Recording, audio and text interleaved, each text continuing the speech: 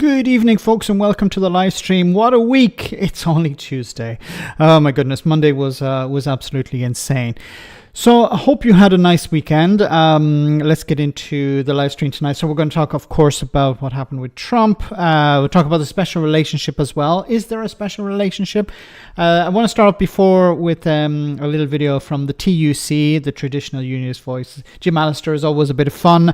Potential trade war and a few other topics, of course. And we'll split it halfway through for to keep ourselves sane. A little funny video halfway through the live stream. So let's start off with our first bit of news for tonight. This is Jim Allister, good friend Jim Allister, friend of the show. So for those who don't know, there was the DUP decided to pull the Stormont Brake, and I've mentioned this before in other videos. The Stormont Brake is a mechanism to allow MLAs, members of the Northern Ireland Assembly, to stop legislation from the EU going into Northern Ireland or being applied in Northern Ireland. And the process is, I'll try and explain very quickly because it's quite complicated. It's a bit complicated, not very complicated, but it's a bit complicated. If they have 30 members of the Northern Ireland Assembly who agree to pull the brake, they start the process. It goes to the Northern Ireland Secretary of State. Then they decide, Hilary Benn in this case, decides if pulling the brake is necessary, if it's warranted, and if so, then it moves on to the next process, which is the UK government and the EU sitting down in the joint committee to discuss what the problem was and how to resolve it. Now, the DUP were not happy with a piece of legislation regarding chemicals, so they pulled the brake and went to the Northern Ireland Secretary of State, and he said, get lost. And the unionists, some unionists in Northern Ireland are not too happy about that, and they see it as, as a bit of a joke. Here's Jim Allister. It's not just a kick in the teeth for every Democrat. It's the Secretary of State embracing the continuance of colonial rule in Northern I always love to hear Jim Allister and unionists like Jim Allister talk about colonialism. Oh my goodness. Jim Allister is one of those extreme unionists who's very happy with colonialism as long as it's going in one direction, but not if this is not colonialism. The EU is not colonizing Northern Ireland. The EU doesn't even have representatives there to carry out checks. The British government is doing that. I see David McGuinness is on the stream tonight. Check out the Two Davies in YouTube channel. Anyway, back to this.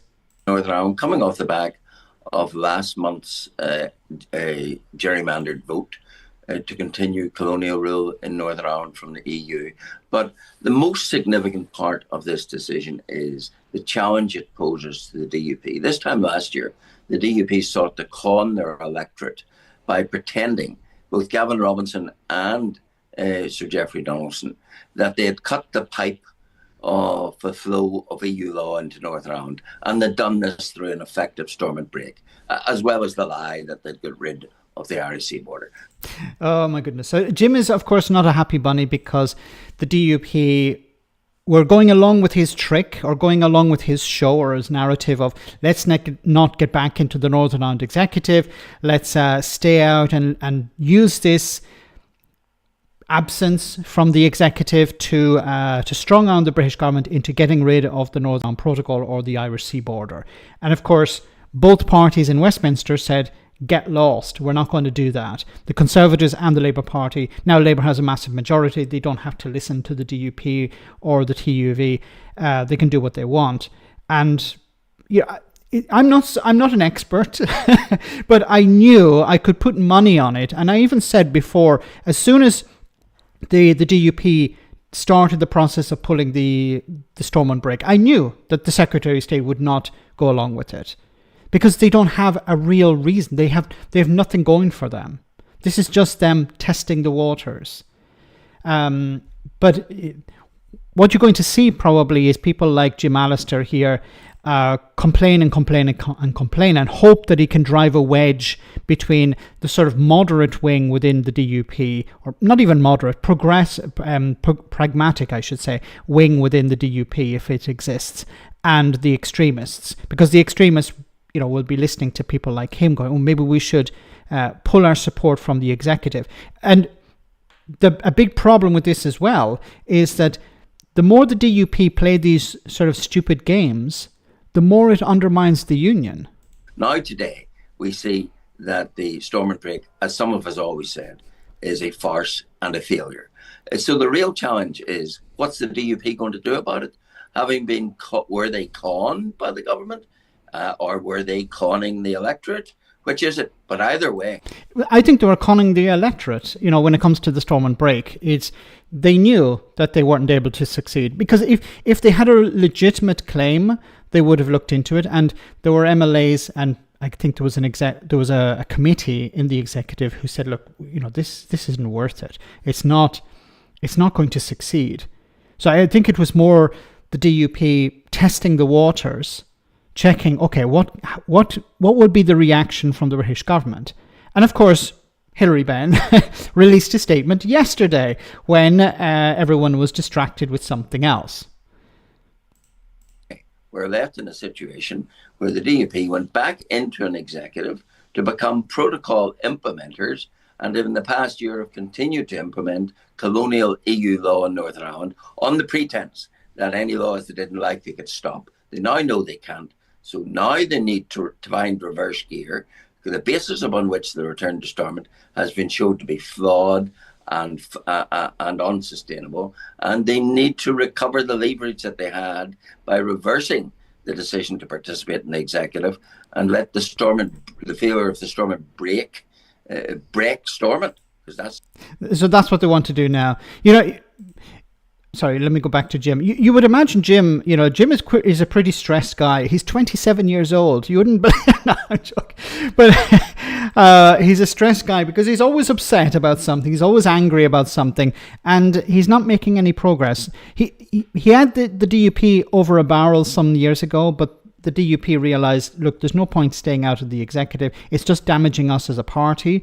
And as I said before, it's damaging the union, because ordinary people in Northern Ireland will look around and say, okay, we need public services working. We need schools operating. We need hospitals. We need the NHS to be fixed. And if the executive is not operating, then what's the point of Northern Ireland? Like, what's the point of an executive? People like Jim Allister and certain wings of the DUP would prefer just to have direct rule from Westminster. But then Westminster doesn't want to get involved in Northern Ireland. I think that's one of the reasons why they were so supportive of the Good Friday Agreement and the support of a devolved administration, because they can wipe their hands off the situation. They don't have any MPs in Northern Ireland, so there's no incentive for them to do anything. It's like an adopted child that they're not really happy with.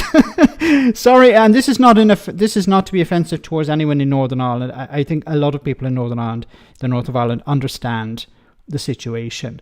The British government don't give a flying F about Northern Ireland. It's a problem that needs to be dealt with. It's not going to be a problem that's going to be resolved.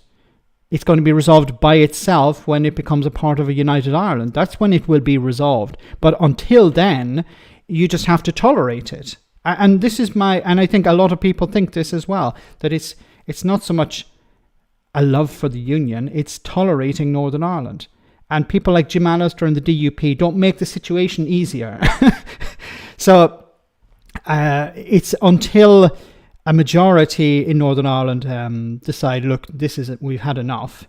And the DUP and the TUV are not helping the situation. They're not helping themselves because they keep throwing up these obstacles. Because if they truly cared about the union, they would be like, let's make Northern Ireland work. Let's support the British government wherever we can. Let's campaign to rejoin the customs union or the single market or the EU. But they're not. They're doing the opposite. Oh, my goodness. Anyway, that's enough of Jim Allister. We've had enough of Jim Allister for today, so let's move on. This question came up on LBC, and I don't agree with Tom Swarbrick here. So Tom Swarbrick was asked, is Donald Trump a fascist? Now, our jump to conclusion is, yes, he is. Of course he's a fascist. But I think a problem with this is, when we think of fascists, we think of Nazis, or we think of Mussolini, or we think of Franco in Spain, or we think of, Pinochet, or people like that. And we tend to put them into this sort of archetype where, okay, they must be wearing a uniform, or there must be some sort of strong man or something. But there are a number of factors that do play into this idea that Donald Trump is a fascist. So once again, it depends on what your definition of fascist is. But let's hear the video, and then I'll explain what I mean by why I think Donald Trump is a fascist. It's Jim on WhatsApp. Jim, I hate this, my friend. I absolutely hate the argument that you're making, and I will rail against it, sir. Tom, stop conflating Nazis with fascists. It's intellectually weak. How is tearing up the Paris Agreement, kicking out migrants, and refusing trans rights whilst giving power to billionaires, corporations, anything but fascism? I just think, oh, Jim. Coming out of the Paris Climate Agreement is not the sign of a fascist. The Paris Climate Agreement, there was a time when it didn't even exist. Kicking out people who have entered the country illegally and kicking out foreign agents of criminal gangs, it's not, in my mind, that's not fascism. Saying that there are only biologically two sexes, I don't think that's fascist either. And having power in corporations that are large, well, they've got power anyway. I can't. The idea that Trump is inherently a fascist because he's done, in your example, Tim, those four things, it doesn't work for me, I'm afraid. I think that is heading towards Trump lunacy. Okay, so Tom Swarbrick didn't exactly say whether Donald Trump is a fascist. He sort of said, look, I don't agree with your position here on Donald Trump being a fascist. So is Donald Trump a fascist? Well, let's look at what he's done and what he's said over the last number of years. Now, not just in the run-up to this election, the previous election, but also when he was president. So remember the Muslim ban. Is that fascist? I would say that's fascist because you're picking out a certain group in society and saying we want to ban those people. Do you remember we don't hear much about it today, but there was the Muslim ban. So Trump said we need to block all Muslims coming into the country until we sort things out, or something like that. So that's picking a specific group of people to focus on that they have no control over. There's also other rhetoric against immigration, against immigrants. That's once again picking a small group of people to concentrate hate upon. Wasn't like saying let's pick on criminals, let's pick on immigrants, let's focus on Muslims, for example. There's also the strongman tactics, a bit like Orbán in Hungary, where he refused to accept the results of the election, and then which of course resulted in his supporters trying to overthrow the government. I would consider that probably the biggest aspect, on the side of the biggest, on the weighing in of the scales. That would be the biggest on the other side of in favor of fascism. Okay, trying to overthrow the government. I think that we can put that pretty much on the side of fascism. Targeting political opponents as well. He said that this time round he's going to focus on people who disagreed with him. He's going to punish them both politically and financially. The cult of personality as well. So this is a tendency of fascists. Once again, there isn't a definitive list. Okay, he's ticked all these boxes, but it's generally vibes really. It's a lot of vibes towards the idea that Donald Trump is a fascist. Replacing government officials, for example, with loyalists. So, and then of course we saw with the Supreme Court as well, where he, when it comes to the U.S. Supreme Court, you're supposed to keep it balanced. So you put in some, if you're a liberal, you put in some liberal people, but you balance it with conservatives. Donald Trump did not do that. He stacked it in his favor. He's not supposed. See, the reason why I say Donald Trump is not or is a fascist is because he doesn't follow the normal pattern that you would expect a normal politician or a normal leader. A normal leader will say, "Look, we disagree, but I need to put the country first." Donald Trump is putting himself first. He's using the levers of power to enrich himself and to put people into positions of power that support him. It's not about the country. So I would say those things in particular point in the direction of Donald Trump being a fascist. So is he wearing a uniform and waving his arm around? Well, not him. One of his people are. Maybe not the uniform, but certainly the arm. But that's not what we can point to as fascist. So I think it's important when we go forward that people don't overuse the term, because then it runs out. I think it's important to point to examples and say, okay, this is an example of fascism. Is Donald Trump doing that? Yes or no? And if he is, point it out. If he's not, then leave it to the side. Frank Aponi, thank you so much for that super chat. Leon Scum, a Nazi piece of work. Thanks for that. It's really concerning, because this is a guy who's not even elected. And I noticed the rhetoric that's come back, from people who are like, oh, well, he wasn't really doing it. He was just waving his arm around. And then it's like, oh, well, he was just excited. And then, of course, what they'll move next to is, well, he was just doing it to own the libs. And then the next stage will be, okay, well, yeah, well, what's the problem with it? And then the next stage, of course, will be, well, Hitler got the trains to run on time or something like that. That's what we're going to hear from these people. It's always constantly pushing the envelope. And I think Elon Musk knew he could get away with it. The problem for Donald Trump with Elon Musk is, who's in control? Is anyone in control? Because if you look at fascist governments and regimes, they tend to be extremely dysfunctional, and then they all fall apart. So it's going to be interesting to see what the people think of Donald Trump, in a few months' time. Once he's got his feet under the table, when he's supposed to be working, what's he going to be doing? Because you can make people angry and convince them to come out and vote for you. But if you don't do stuff, and I keep coming back to this point, if Donald Trump doesn't improve the economy for ordinary people, if they don't see things improving, then they're going to vote him out, if they still have the chance to vote. Anyway, guys, let's move on.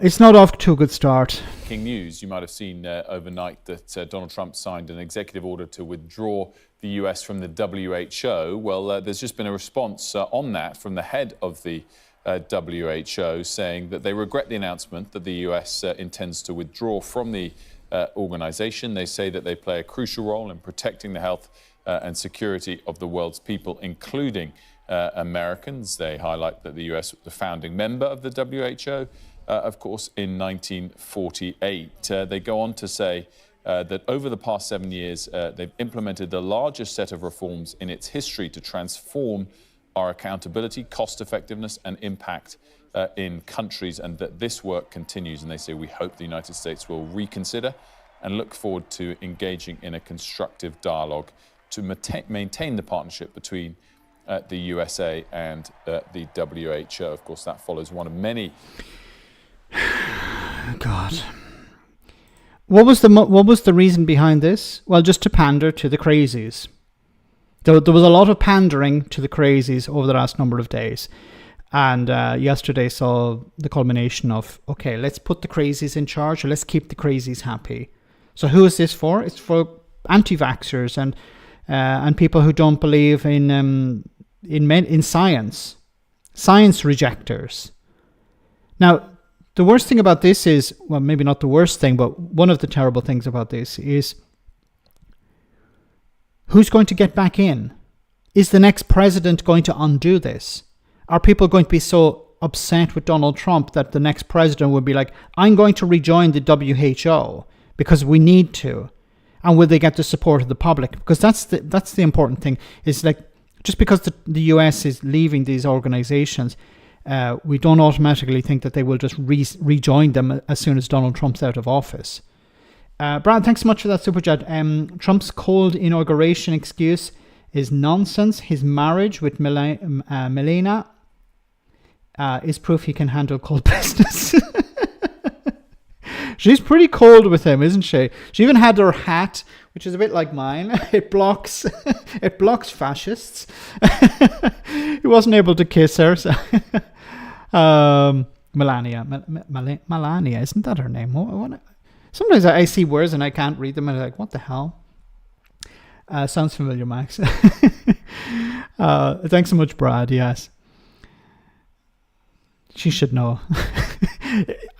You know, there's some of the memes that go around on the internet with her and him. It's amazing. Anyway, more of these. If there ever was an image for the ages, the scribble of the pen, the pile of files, each one an executive order from the new president.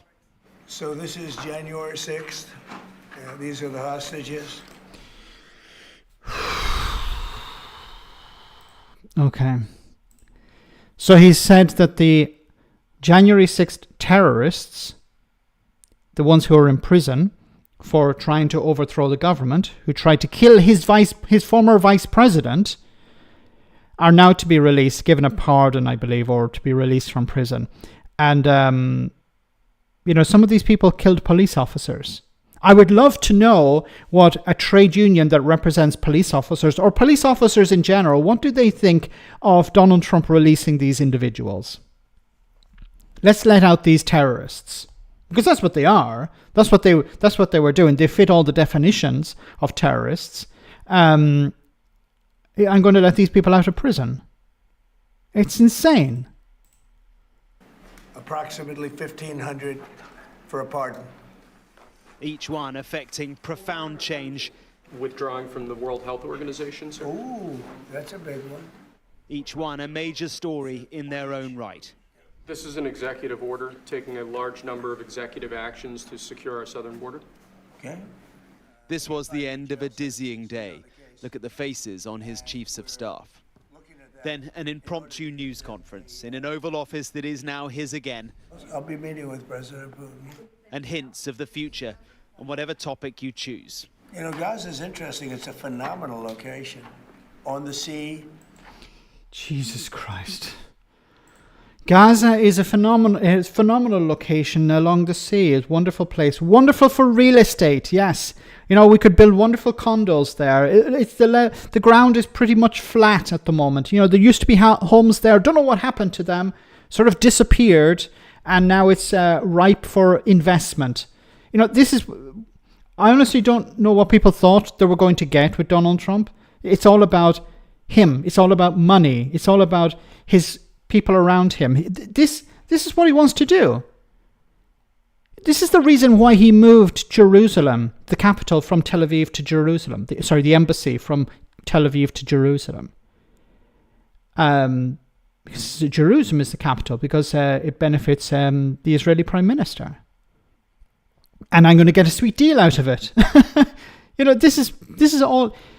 Oh, God. Ivan, thank you so much for that super chat. An appeal to you all out there. Please look after your mental health. Max, I'm afraid I've got to go now. I'm autistic and severely mentally ill, and my brain can't cope with Trump's content.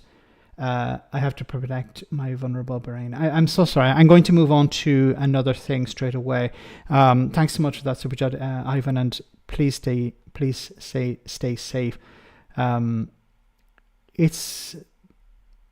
I think we can all do with a little bit less Donald Trump. So let's let it move on. Let's move on to a village idiot instead. Jonathan Gules. Do you remember Jonathan Gules? You know, the former House of Commons hooligan, the guy who can't find a job at the moment. And let's have a look at what Jonathan Gules had to say instead. It was a very uplifting, positive outlook speech. Simple, basic things like there's only two genders. Hallelujah. Drill, baby, drill. If only Ed Miliband could get aboard that agenda and use the liquid gold we have in the North Sea. There is no... Oh, my goodness. I covered this before. So when it comes to the North Sea, we know that it's more and more expensive to extract oil and gas from the North Sea. And many businesses are no longer interested in investing in extraction in the North Sea. It's cheaper to extract it from someplace else. So if you want to... video volume low. Okay, I'll work on that.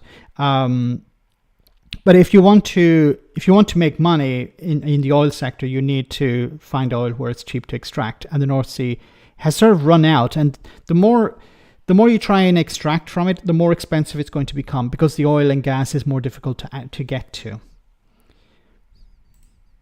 Rather than trying to put solar farms everywhere and rely on wind, even though the wind doesn't always blow. And to say that there was a national emergency on the border, using the troops to defend their southern border, to throw everything at it to make... Is this what he wants Keir Starmer to do? Keir Starmer should put the troops on the border. What border? The border with France, yes. Troops. We'll put troops on the border. What's that going to do? It's going to stop the boats. Troops? Does Jonathan Gullis know the difference between a land border and a sea border? It is Jonathan Gullis we're talking about here, okay? I hope he isn't a geography teacher. Oh my god! It's just like, I have to pander. I have to be in this boys club. There's the tough boys club, and I'm on the outside, and I want to get in.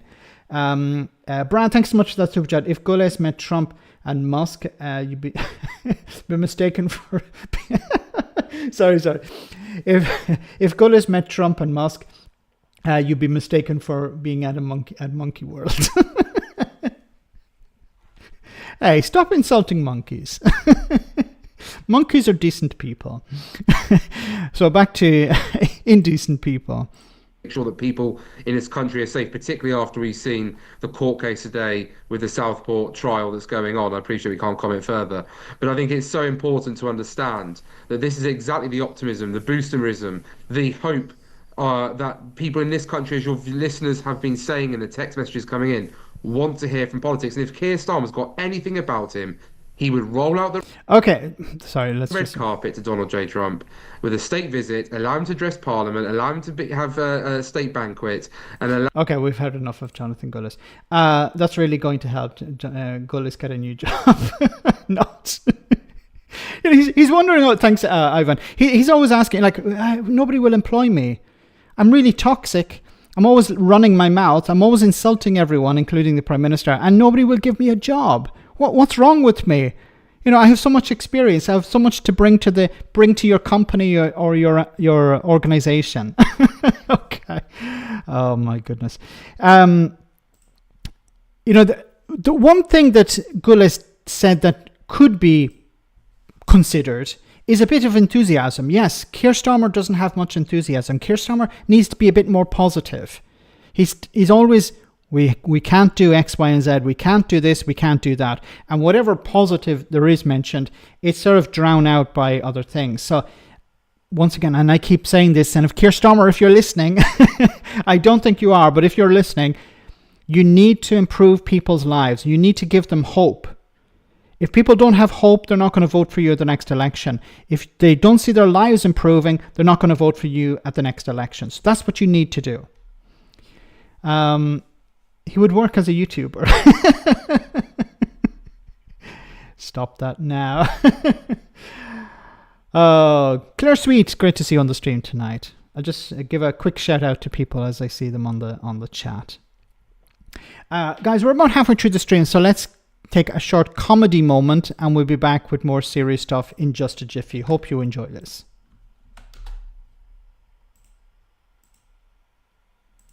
Hello, it's me, Liv Struss, here in the USA, ready for Trump's big day. Now, I actually went all the way to Pennsylvania, but apparently I was in the wrong town. But don't worry, because now I'm here in Washington, D.C., looking great. Now, people have been saying that I look like Paddington Bear, but that's nonsense because I don't like marmalade, I've got cheese sandwiches. But I'm here with my ticket for Trump's orientation, but nobody will let me in. I was told it was in the White House, but it's not my fault that there are loads of White Houses around. I've been knocking on doors all morning. Anyway, I finally got to the right place because I'm always right, but they wouldn't let me in either, and that is a disgrace. This is all Keir Starmer's fault. I bet he told everybody that I crashed the economy. Well, do you know what I've done? I've gone and told the whole of America that I didn't, and that will quash all of the rumours. I'm even in the news. Now, I'm actually really good friends with Donald Trump, and I'm sure there's been a misunderstanding, so I'm going to call him and rectify the problem. Trump. Oh. It's me, Donald Trump. Voicemail. Now, I can't come to the phone right now because I am busy becoming king of the world. Alright? So what I want you to do is leave a message after the tone. Unless you're Liz Truss, in which case do not leave me a message and stop sending me your panties in the mail. Oh, Trumpy, it's Liv Struss here with a message for you. Unfortunately, I couldn't get into your fun party. For some reason, people aren't recognising me. But can you let me in, please? Oh, and also, I'm wearing your Get Your Pork Here pants. Bye. End. I'll wait here until he calls me back. Oh, my goodness. Well done. Moving on.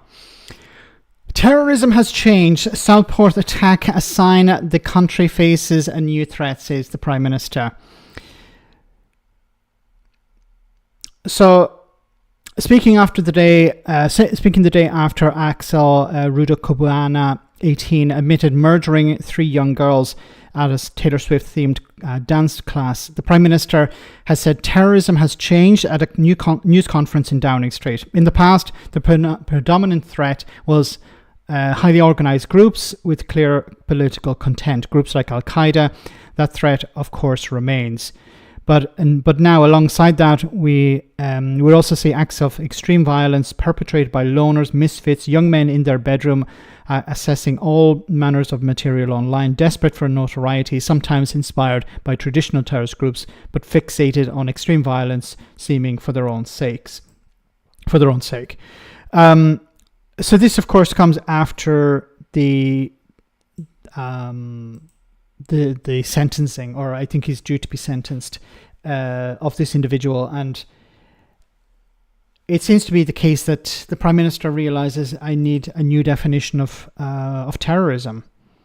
But I don't know if that's... this is a difficult one, because is Keir Starmer responding to comments by the media, by commentators, by politicians, or is he actually looking at a real definition here? Because will it make a difference by saying, okay, this individual is a terrorist? Will it result... Because if it's about putting people away for longer, and that's some sort of disincentive or some sort of deterrent, I don't know if that's going to work, because these individuals don't care.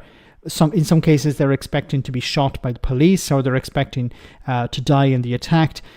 So I don't know if regarding this as terrorism is going to really make that much of a difference, unless it's going to free up more resources for the police or for the security services to go after people like this and prevent it from happening in the first place. So I don't know if this is, once again, an attempt just to pander to a group in society and pretend that you're doing something, or if this is actually taking it seriously and freeing up powers to the security services. I think Stammer's policy is more about censoring the internet, and this is an excuse, perhaps. I hope that's not the case, Claire. I'm not saying it's not, I just hope it's not. What's up with Jeffrey these days? Jeffrey Donaldson? I haven't heard from him in a while. Worth noting, Steve Baker, the hard man of Brexit, said Starmer got his statement spot on. Never, though, I'd agree with Steve, but here we are. Yes. It was a pretty strong statement this morning in response to GB News in regards to the rioting. I think that was a good response from Starmer. Anyway, guys, let's move on. The NHS and hospitals. Tonight on BBC London, anger at delays announced to hospital building projects. Some of London's crumbling hospitals will have to wait more than a decade before they start to be rebuilt. This is the state of much of the estate in London's NHS buildings. And this is what makes me so angry. The Tories knew about this for years. Look at this building with a hole in the wall. The Tories knew about this and did nothing. They decided, we're not going to invest in this. Let's just let it run its course. And, there's a lot of criticism for the Labour Party at the moment, but, it's going to take huge amounts of money and in time to fix these problems. And in some cases, it will require new hospitals to be built. Built before the health service was even set up, crumbling and in need of repair or rebuilding. The sort of conditions like here at St Mary's in Paddington and here at St Helier in Carshalton that the previous government promised to address with its new hospital programme, with a pledge to build 40 new sites by 2030. During last year's election, Wes Streeting, who's now Health Secretary, visited St Mary's with promises about which London hospitals he planned to rebuild. Well, it's St Mary's, it's Hillingdon. Sorry, I'm just Charing Cross, and Whipps Cross. Hillingdon will begin sometime between 2025 and 2030, but the new hospitals at Whipps Cross and St Helier won't start until between 2030 and 2035. And we're deeply concerned, and now we're going to have to prepare for the catastrophic failure of our estate. If the Secretary of State feels that we can continue to deliver high-quality patient care for the next 10 years in these buildings, we're very happy to invite him to come and inspect it himself. There'll be an even longer wait for St Mary's, not set to start work until between 2035 and 2039. Between 2035 and 2039. That's when it's going to start work. 10 years from now. Even 14 years from now it's possible. 14 years from now, a new hospital. This is insane. Something hospital bosses there tonight described as devastating news. Today, parts of the south found out waiting times were going up. Not for treatment, but for hospitals. Timings had already slipped, and today the government said construction on the two projects would not start until between 2030. And this is the same story again. But it's... Once again, the Tories decided we're not going to invest in new hospitals. Remember, Boris Johnson promised to build 40 new hospitals in 2019? That was, of course, a lie. Was he held to account over this? No. Old workhouse infirmaries. Old workhouse infirmaries, which are literally falling down. But the blame has to be laid here at the Conservatives. The Conservatives knew about this and decided we're not going to build. Let's just rely on the private sector. Let's funnel more money into the private sector. So this is the thing I keep meaning to do. One of the reasons why, Sarah, great to see you on the stream. One of the reasons why debt is so high is because so much money is... So what the governments have been doing over the last number of years is what they've been doing is they've been borrowing huge amounts of money, putting that money into, for example, the NHS. But that money is not into the NHS to build new hospitals, as we've seen in the report, or to upgrade existing ones. It's just to cover day-to-day expenditure. And why is there so much money being wasted on day-to-day expenditure? Because of the private sector. The private sector has its foot in the door and it's extracting huge amounts of cash from the NHS. So instead of investing the money in new hospitals, upgrading hospitals, rebuilding the NHS, a lot of it is going into the private sector. Look at housing, for example. There was a time when there was sufficient or almost sufficient public housing. But when Thatcher and the Tories sold off a lot of housing during Right to Buy, they did not replenish the existing stock. So what happened? So many people had to rely on the private sector. And the private sector, of course, benefits if there's limited supply, so they can charge more. And then what did you have? You had people who are struggling to pay their rent, relying on benefits, housing benefit, to help them pay their rent or pay their rent in total to a private landlord. So there you have public money, instead of going into rebuilding houses, building public and affordable housing, council houses, it's going into the private sector. So even if you build more houses, a lot of this will be sucked up by the private sector. And this is why it's such a big problem. You have a massive amount of debt, but that debt is being used to pay the private sector. And they're not investing it in new infrastructure. They're just taking what they can because they're waiting for the whole thing to collapse. Most people on benefits are working. Yes, something like 40% of people on universal credit are working as well. because it's not, there was a time when you were working or you were on benefits. Now, because wages have stagnated and the price of everything is so high, people are not able to afford stuff. They have to be on benefits. They're working and on benefits. Something is broken and nothing's been done about it. Okay, let's move on to another story here. This was an interesting one. Very strange one. Jeremy Corbyn interviewed by police after pro-Palestinian rally. Sky News understands. So this is from yesterday, actually. Jeremy Corbyn was interviewed under caution by police following a pro-Palestinian rally in central London. Sky News understands. The former Labour leader, 75, I didn't know he was 75. I would have imagined he was in his 60s, but anyway. Well, he's been an MP since like 1983, so probably, yeah. Anyway, voluntarily attended a police station in the capital on Sunday afternoon. The BBC has reported that John MacDonald, 73, who was the Shadow Chancellor under Mr. Corbyn's leadership, was also agreed to be voluntarily interviewed. Sky News saw the pair leaving Charing Cross police station on Sunday afternoon. They declined to comment when approached. The CPS said the two men aged 75 and 73 who attended voluntary interviews following the protest have been released pending further investigations. So they weren't arrested, they were like just brought in for questioning. I had said on social media they should have arrived by tractor. And then they would, nothing would have happened. And this is the same message I send out to, I don't know, Just Up Oil or Greenpeace or anyone. Just arrive by tractor and you'll be fine. The police will not touch you. Maybe if you said that you're protesting against, I don't know, was it mobile phone masts or something like that as well, you'll be left alone. They won't harass you. But tractor is for sure you'll be protected from the police. The police will probably, give you a hero's welcome if you arrive by tractor. So, Jeremy, if you're listening, next time you're at a protest, drive a tractor through London and you will be okay. Just say you're protesting against taxes or something like that. No, but honestly, is it really the case? Okay. I'm not going to talk too much about Trump once again, but I just wanted to cover this quick story just to get people's opinion on this. A not so special relationship, 7 key challenges faced by Starmer in dealing with Trump. Let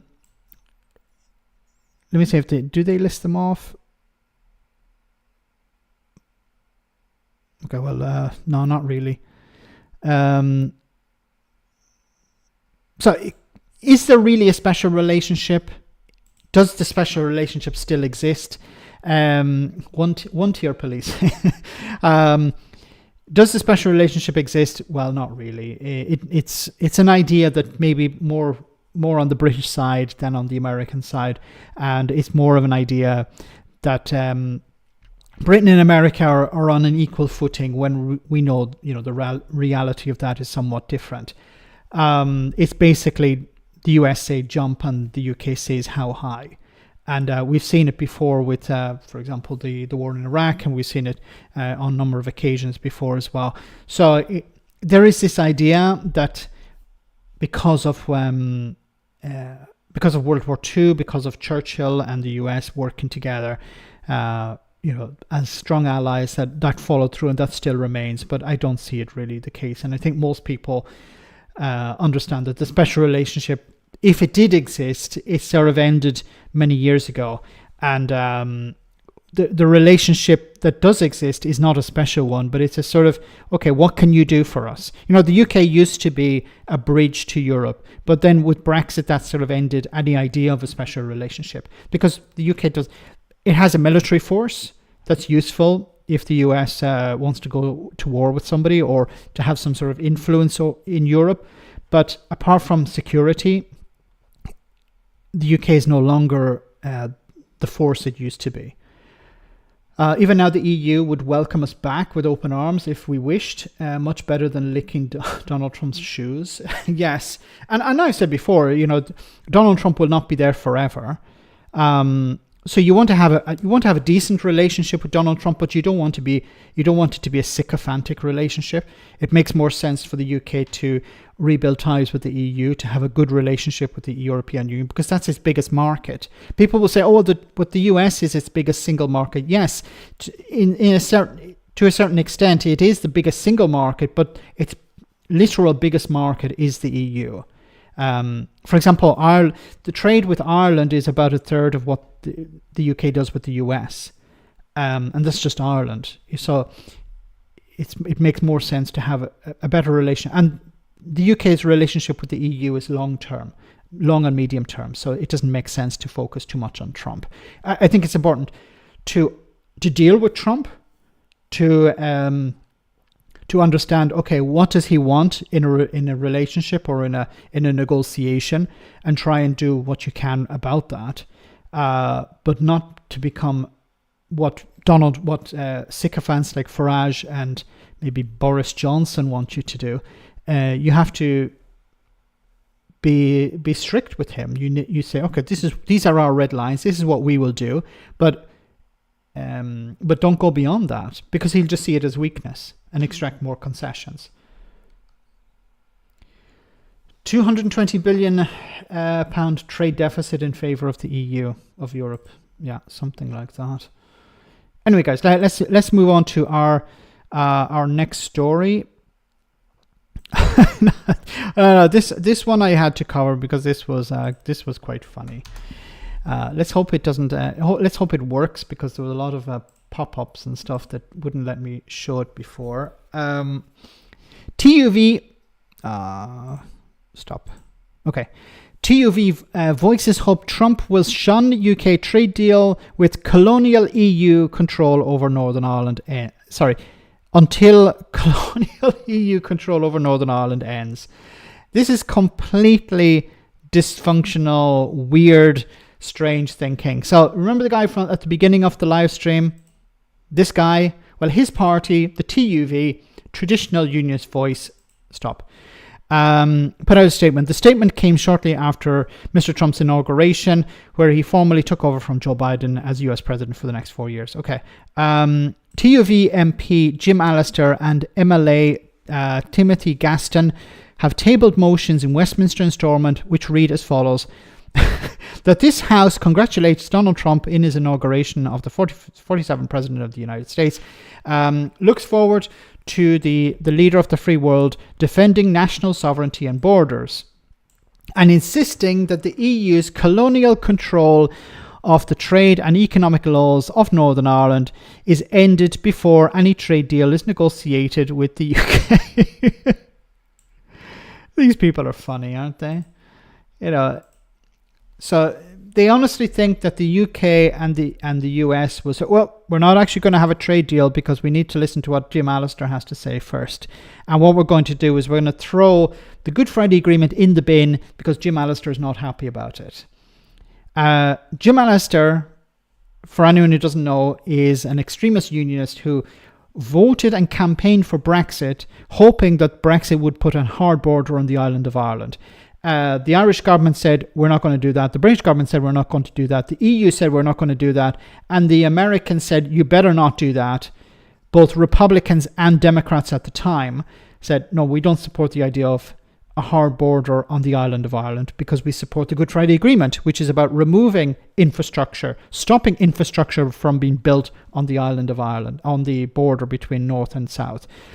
But the TUV, it's like, five guys and a dog, honestly believe that they can stop the British government from doing a trade deal with the US by pandering to Trump. Trump wouldn't be able to find Northern Ireland on a map. The Brexiteers in England wouldn't be able to find Northern Ireland on a map either. But he's not going to... Do they actually think this would work? Oh, God. Send Jim to Mars. Yeah, he might be willing to go to Mars on one of Elon Musk's rockets. But it would be a one-way trip, of course, which would be, benefits to all. Oh, goodness. Anyway, final story for tonight. Government doesn't think Donald Trump will impose tariffs on the UK, but is prepared for all scenarios. Cabinet Minister Darren Jones said Donald Trump's presidency should be viewed as something positive for the economy rather than a risk, as the Tories urge Labour to resume free trade deal talks to avoid tariff war. Now, look, I said this before. A trade deal with the US would be terrible for the UK for a number of reasons. First of all, who would be in a stronger position? The US or the UK? Of course, the US would be in a stronger position. So it would extract significant concessions. What would be some of those concessions? Well, they would say, well, you have to import our beef, our hormone-treated beef or our chlorinated chicken. You have to import these things. You can probably import them at the moment, but you would have to import more. You would have to reduce any restrictions on those. So then what would happen? Well, this would decimate UK farming, which is pretty, you would hope that the farmers who are protesting at the moment over inheritance tax will be completely up in arms over the idea of a US-UK trade deal. What about the NHS? The NHS for private companies, as Killer has pointed in the chat. So there would be a move away from a single payer model like in the UK at the moment when it comes to the NHS to an American style insurance payer model where people have to access health insurance in order to cover their medical costs. And anyone who doesn't know what that's about, watch any YouTube, go to a YouTube video and put in, how does healthcare work in the United States? It's a bit like car insurance. If you have car insurance, if you have a car and you have car insurance, you know that, you have a premium that you have to pay every year. If you don't pay it, you don't get coverage. If you don't pay your insurance premium, you're in serious trouble. When it comes to health insurance, if you don't have health insurance, you could be, I don't know if you'd be rejected certain treatments or you'd end up having to pay for it out of your own pocket. Now, people may not understand the cost, but there have been numerous videos done about this, about the cost of just simple things like an ambulance call out costing thousands of dollars. Like most people don't have thousands of dollars just to pay for an ambulance call out. And then there's all the costs of when you're in hospital. Like drips costing like $10 or $15 when in reality they cost like 50 cents. I worked in auto insurance in the US and we would have to pay $500 to pay for an ambulance. My God, $500 for the ambulance. Because the American healthcare system works perfectly and is incredibly efficient, right? The healthcare itself is very good. It's just if you have money, you're going to get the treatment. If you don't, you're going to end up going to like a community hospital where you may not, you may have to wait for treatment, or you may not get the treatment at all, or you get substandard treatment. Brian, thanks so much for that super chat. If Will Smith advised Trump, get Zuckerberg blank out of your effing mouth. Yes. Oh my God. Zuckerberg is just, he did like this. 100, thanks so much, Brad. 180 degrees. He was like saying how, we need to be open. We need to be kind to each other. We need to love each other. And then it's like, oh, Trump's in charge. Hate everyone. Fuck them. It's like complete 180. Like, a week ago he was saying like, we were such an open company. We welcome all sorts of ethnic minorities and vulnerable people in. And now it's like, fuck those people, get them out. We want, white middle-aged guys working in our companies. That's the future of our company. Gammons. Yes. The Gammonetti. Can we come up with that word? It's been suggested Zuckerberg was leaned on. That's interesting. Leaned on by whom? Spank the Monkey. $5 for an aspirin. 200%. $200, I imagine, for an inhaler. $200 for for a mother to hold her newborn baby. Yes, I remember reading about this. It's hard to know which of these are true, and maybe they depend on the hospital. But yeah, you have to pay for everything. You get a receipt. Like when you go to the supermarket, you go to the supermarket, you get a receipt of all the things that you've bought, and it's pretty much like that. Suzanne, great to see you on the stream tonight. Suzanne Ordish. Like the supermarket, you get a list of all the things you bought, and when you go to the hospital in the US, you get pretty much the same thing. Generally, if you have health insurance, it goes to the health insurance company and they cover you. But, they may find a way of not paying your health insurance.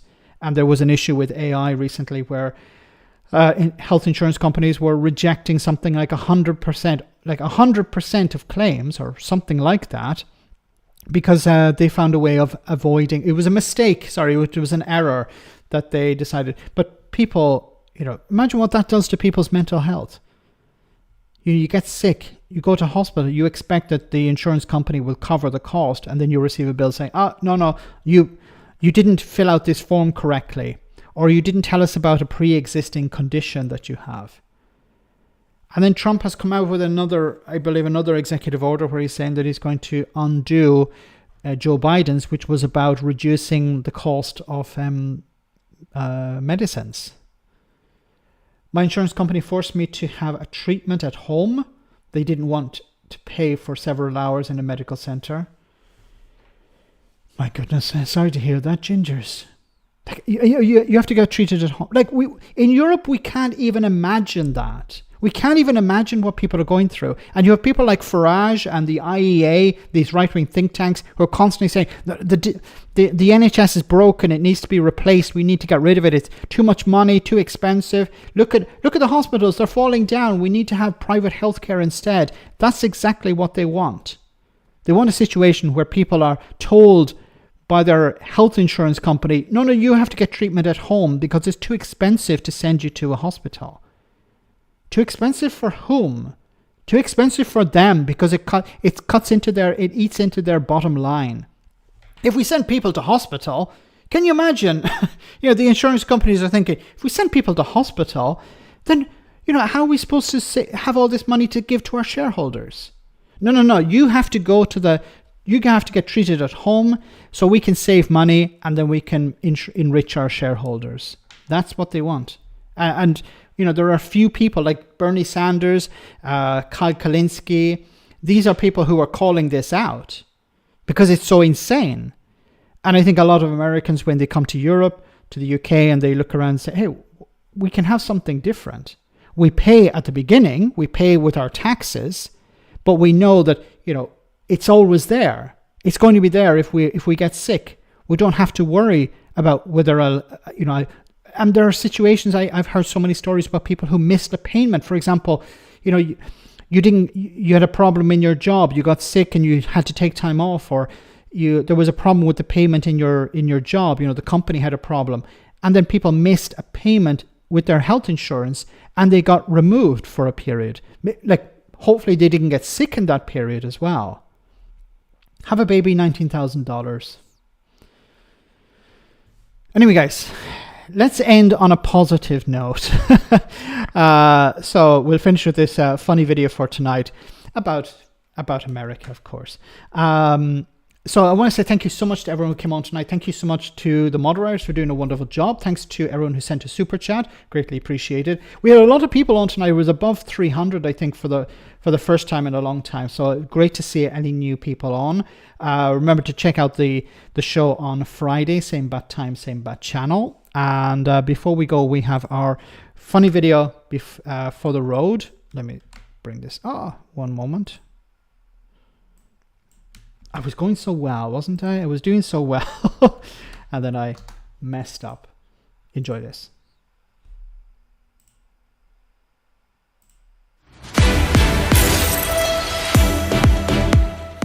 Welcome to Broken News. And the world is preparing to say goodbye to the United States of America.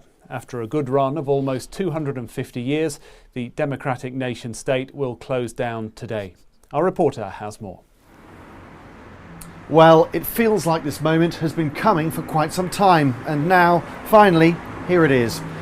There were, of course, signs from the start it was all going to go tits up, having a temper tantrum early on and kicking the British out when we were doing an excellent job, choosing to drive on what is absolutely and obviously the wrong side of the road, and unilaterally removing the letter U from perfectly good words. Don't even get me started on aluminum. It was, in many ways, a life well lived. A nation that brought so much to the world. Big cars, big medical bills, Broadway, Bourbon, Beyonce, Boeing, the Brooklyn Bridge, and barbecue braised brisket. But there were troubles in this nation's history too, when it shot 2 of the good presidents and none of the bad ones, did a lot of war at ethnics for ages, created its own unfathomable sport which lasts forever and consists mainly of adverts, and of course the mind-boggling culinary crime biscuits and gravy, which in the UK is a sexy game for young hot public schoolboys. Over the years, the land of the free and the home of the brave became the land of the batshit and the home of the what the fuck are you doing, stop shooting at me, where did you even get that gun, you're 12 years old. It seemed like the writing was on the wall.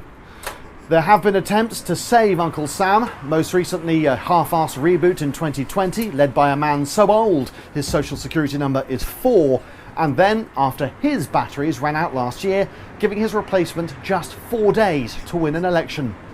That last throw of the dice, surprisingly, didn't work.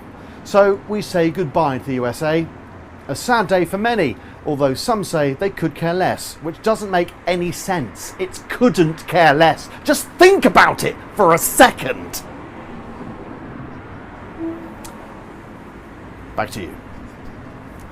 Thank you. What a lovely story. That's all from Broken News. You're up to date.